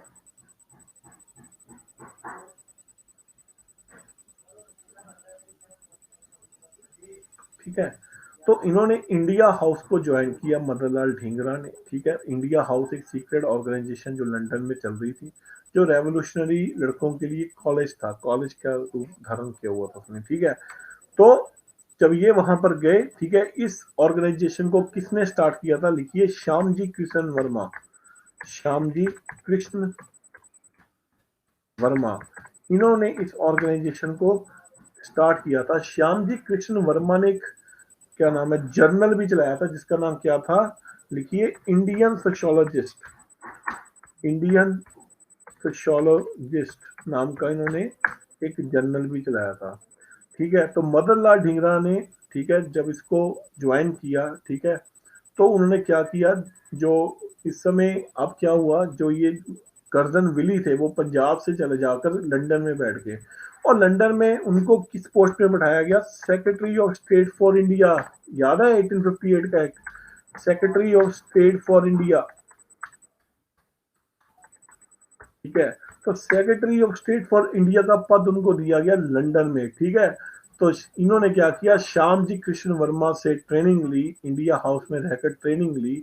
मदन लाल ढींगरा, यस, मदन लाल ढींगरा ने, मदन लाल ढींगरा ने ली थी ट्रेनिंग, ठीक है ना। मदन लाल ढींगरा ने ट्रेनिंग ली पंजाब से जाकर, और अल्टीमेटली क्या हुआ, एक दिन उनके ऑफिस के बाहर कर्जन विली को शूट आउट कर दिया, ठीक है, मार दिया गया।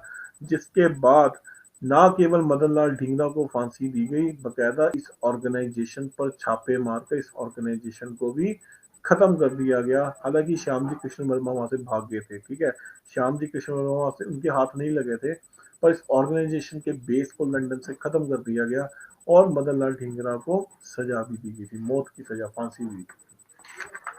क्लियर है जी?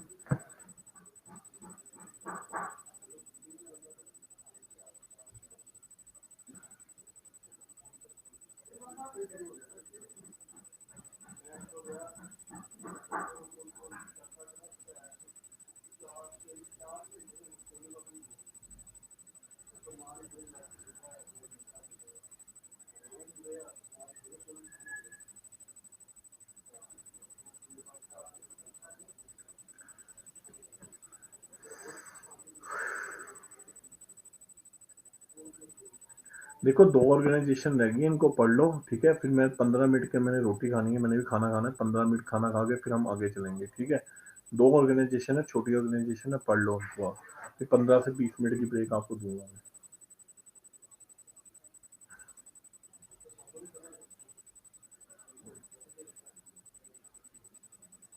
अगली ऑर्गेनाइजेशन जो थी, ठीक है, वो कौन सी थी? Paris India society. अगली जो ऑर्गेनाइजेशन थी वो कौन सी थी? Paris India society. तो पेरिस इंडिया सोसाइटी जो थी वो कहाँ पर चल रही थी? ऐसा नेम सजेस्ट, पेरिस में। पेरिस में, ठीक है। इस रेवोल्यूशनरी ऑर्गेनाइजेशन को किसने बनाया था? Madam Bhika ji Cama. Very important question. Madam Bhika ji Cama ने पेरिस में इस रेवोल्यूशनरी ऑर्गेनाइजेशन को बनाया था, जहां पर अंग्रेजी सरकार के खिलाफ गतिविधियां हुई जो होती थी। यहाँ से लोग इधर उधर जाते थे, अंग्रेजों पे हमला करते थे, ठीक है। पेरिस में इस ऑर्गेनाइजेशन को चलाया गया। इन्होंने 2 लोगों की हेल्प से ये ऑर्गेनाइजेशन चलाई थी। पहले का नाम क्या था? S R Rana.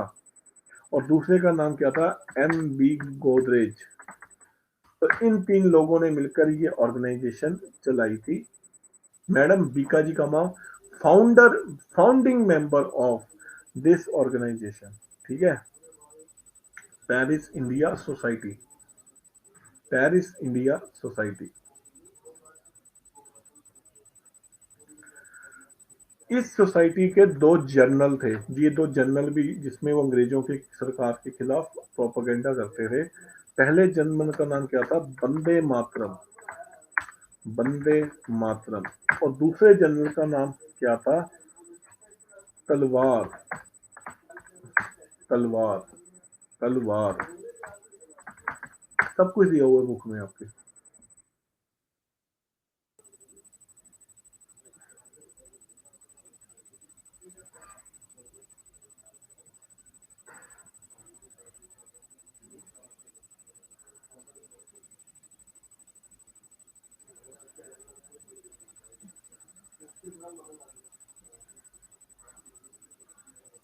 वंदे मातरम और तलवार, ये 2 जनरल थे जो इन लोगों ने चलाए थे, पेरिस इंडिया सोसाइटी ने चलाए थे।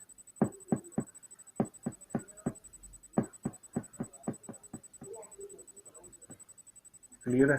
चलो ऐसा है, मैं रोटी खा लूँ, मेरा थोड़ा सिर दुख रहा है, ठीक है। 15-20 मिनट की ब्रेक लेते हैं, उसके आगे हम फिर आगे चलते हैं, ठीक है। आप भी चाय वाला पी लीजिए, फिर हम थोड़ा रेवोल्यूशनरी एक्टिविटीज को आगे कंटिन्यू करेंगे। आप ऐसा कीजिए ना, 16 पौने 5 आ जाइए, ठीक है। हाँ, पौने 5 आ जाइए, ठीक है। फिर उसके बाद हम आगे बढ़ते हैं।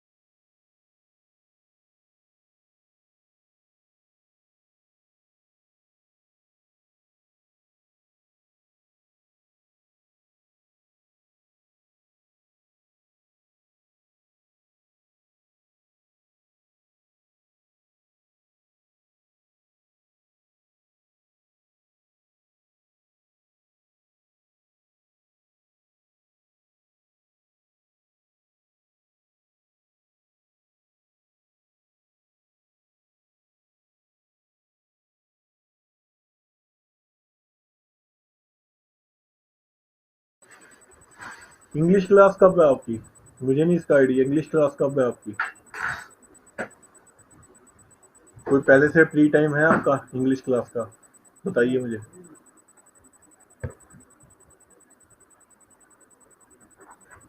5:30 है इंग्लिश क्लास आपकी?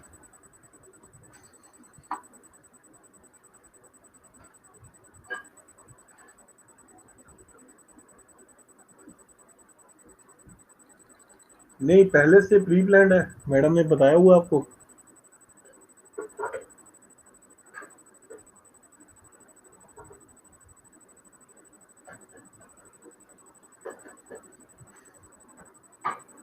अच्छा, मुझे पता नहीं था इसके बारे में,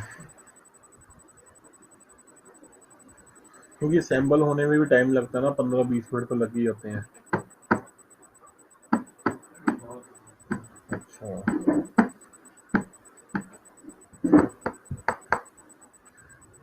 फिर आप ऐसा करो, आप इंग्लिश की क्लास लगा लो, ठीक है, फिर अगला लेक्चर फिर अगले हफ्ते लगा लेते हैं। ठीक है, अगले हफ्ते भी मैं 2 लेक्चर लगा लूंगा, पूरा कर देंगे, क्योंकि मॉडर्न इंडिया अब खत्म होने वाली है। ठीक है, फिर ताकि हम, मेरा ये एजेंडा है कि इस महीने खत्म करके अप्रैल में एशियन इंडिया खत्म करा दूँ, अप्रैल और मई में सारी मैं आपको, उसमें हफ्ता हफ्ता क्लासेस लेके खत्म करा लूंगा आपको। बताओ क्या कहते हो?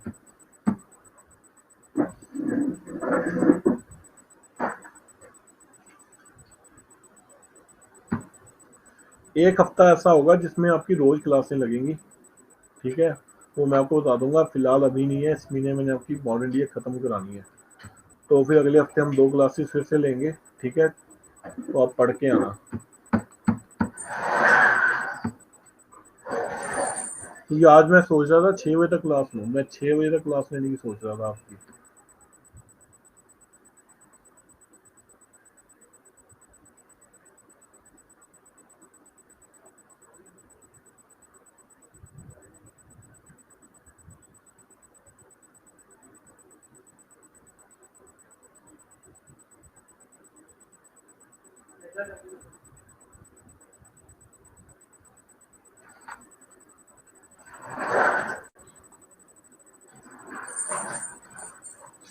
आप ऐसा करो, ठीक है, अभी आपकी क्लास बन चुकी है। ठीक है, अभी बीच में नहीं हम बोलेंगे। फ्राइडे को इंग्लिश की क्लास होती है, फ्राइडे सैटरडे को, फ्राइडे और सैटरडे होती है। अगले फ्राइडे और सैटरडे को, अगले फ्राइडे और सैटरडे को, या एक दिन मैडम को थोड़ा रिक्वेस्ट करके ना, मैं आपकी क्लास लूंगा 2 बजे से लेकर 6 बजे तक, जिसमें कोशिश करेंगे मॉडर्न इंडिया खत्म करा दूंगा। एक दिन की बात रही है बस, 1-2 दिन में ये मॉडर्न इंडिया खत्म हो जाएगी। ठीक है, तो मैं नामिका मैडम ही है ना आपको पढ़ा रहे हैं, नामिका मैडम से मैं बात कर लेता हूँ। ठीक है, तो ये आप याद रखना कि जब भी अब अगली क्लास लगेगी, फ्री होके 2 बजे से लेकर 6 बजे तक लगेगी। कोशिश मेरी यही रहेगी कि मॉडर्न इंडिया खत्म हो जाए इन 2 क्लासों में। ठीक है, नामिका मैडम से मैं बात कर लूंगा। अभी के लिए मैं ये कहूंगा, जितना पढ़ा उतना पढ़ के आना बस। ये ना हो कि मैं आगे पढ़ाता जाऊँ, आपका पिछला आप कहोगे मैं उनको पता नहीं है, दोबारा बताओ, ये काम मत करना। जितना पढ़ा दिया उसको रिवीजन लगाना। ठीक है, तो कोशिश करेंगे इन 2 क्लासों में हम सिलेबस को खत्म कर देंगे, मॉडर्न इंडिया को। ठीक है, ताकि फिर हम एशियन इंडिया रह गया, एशियन इंडिया में चले।